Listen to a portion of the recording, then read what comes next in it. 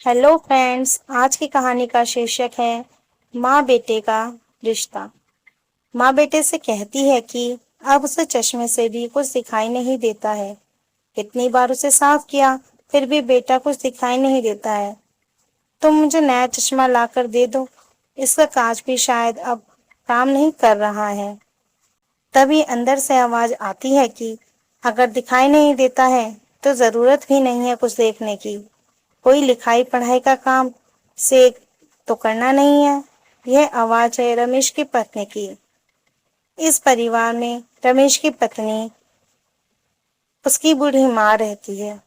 जब रमेश अपने काम से बाहर चला जाता है तो रमेश की पत्नी उसकी बूढ़ी माँ से सारा काम करवाती है और खाने के लिए कुछ खास नहीं देती है, बल्कि रूखा सूखा जो बच जाता है उसे मिल जाता है। रमेश की बूढ़ी माँ इस उम्र में कहीं जा भी नहीं सकती है और कोई परिवार में नहीं है जिसके पास वह जा सके।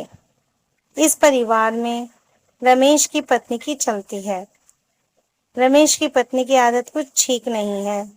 जो काम उसे करने चाहिए वो रमेश की माँ से करवाती है।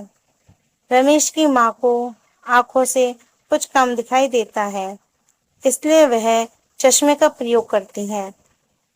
अब चश्मा खराब हो गया है, इसलिए वह रमेश से कहती है कि चश्मा बनवा दो। इस पर रमेश की पत्नी मना कर देती है। रमेश भी चुपचाप वहां से चला जाता है।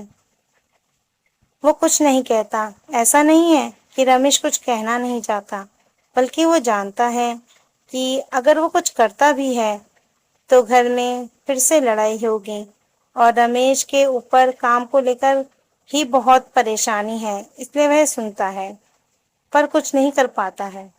अगर कुछ करे भी तो पत्नी की नाराजगी और बढ़ जाएगी, जिसके चलते और परेशानी होगी।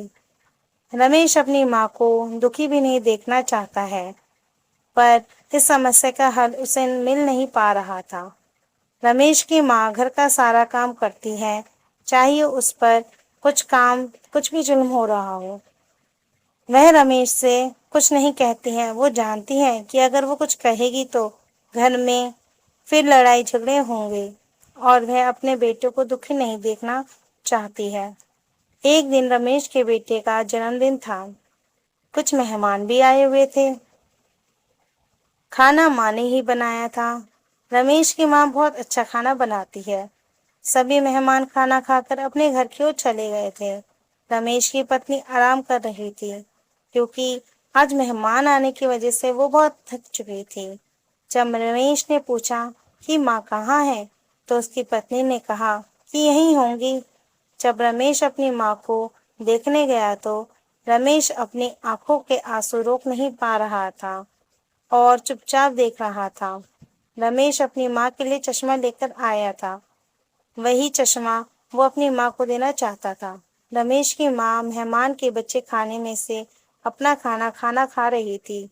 अपनी माँ की यह दशा देख रमेश बहुत दुखी हुआ।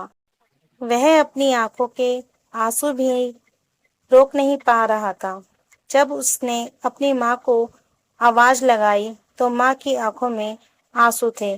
दोनों एक दूसरे को देख रहे थे। रमेश नहीं जानता था कि एक दिन ऐसा भी आएगा। हमें अपने बड़ों की हमेशा इज्जत करनी चाहिए। हमें सोचना चाहिए कि वो हमसे कुछ नहीं मांगते, सिर्फ प्यार के। लेकिन हम सब कुछ भूल जाते हैं और उन्हें हमेशा यह बात याद रखनी चाहिए कि एक दिन हम भी बूढ़े होंगे।